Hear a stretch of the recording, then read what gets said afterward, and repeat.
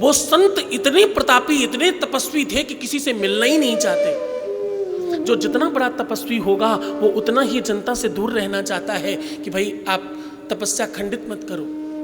क्यों ना करो? क्योंकि तुम संसारी हो, तुम तो 2 मिनट में हाथ पैर जोड़कर अपना काम करवा कर भाग जाओगे। वो काम करने के लिए वो संत को और कितनी तपस्या करनी पड़ेगी वो तुम्हें पता नहीं है। किसी की जमा पूंजी तुमने तो ले ली, उसको फिर से उतनी जमा करनी पड़ेगी, फिर से जब तब साधना यज्ञ पूजा पाठ करना पड़ेगा, तब वो एकत्रित कर पाएगा, तब दोबारा दे पाएगा। तुम्हें इस बात का भान नहीं है, तुम्हें ये बात मालूम नहीं होती है, और तुम तो बस आनंद से बस गुरुजी कर दो, गुरुजी मेरी ये कृपा, मुझे ना मेरे शरीर में ये तकलीफ है, मुझे बस ठीक कर दो। जिम्मेदारी किसकी है तुम्हें ठीक करने की? तुमने खराब होने दिया ही क्यों? तुम्हारी दिनचर्या, तुम्हारा खान पान, तुम्हारी व्यवस्था, तुम्हारी नीति और तुम्हारी नियत, ये सब गड़बड़ था, तभी तो तुम खराब हुए। कथाओं में निरंतर आते रहो, तुम्हारा मानस विशुद्ध होगा और तुम्हारे जीवन में परिवर्तन होगा, अपने आप सारी चीजें ठीक होंगी।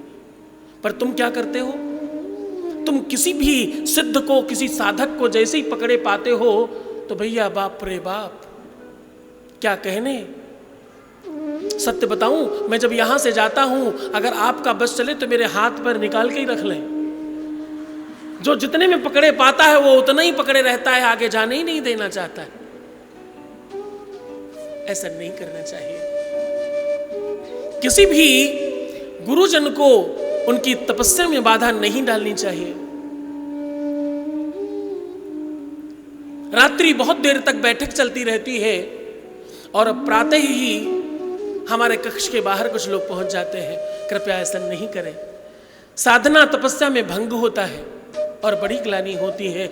हम आपको सामने देखकर ये कैसे कहें कि आप क्यों आए, क्योंकि आप तो हमारे अपने, हमें अच्छा लगता है आप आते हो, लेकिन तपस्या साधना में भंग होता है, इसलिए ऐसा नहीं करना चाहिए। संत का क्षण और अन्न का कण बर्बाद नहीं करना चाहिए। क्या? थाली में अनाज जितना लेना उतना खाना, जितना खाना उतना ही लेना। अन्न का कण और संत का क्षण, ये दोनों ही बर्बाद नहीं करना चाहिए। ये दोनों चीजों पे तुम्हें बड़ा विशेष ध्यान रखना चाहिए।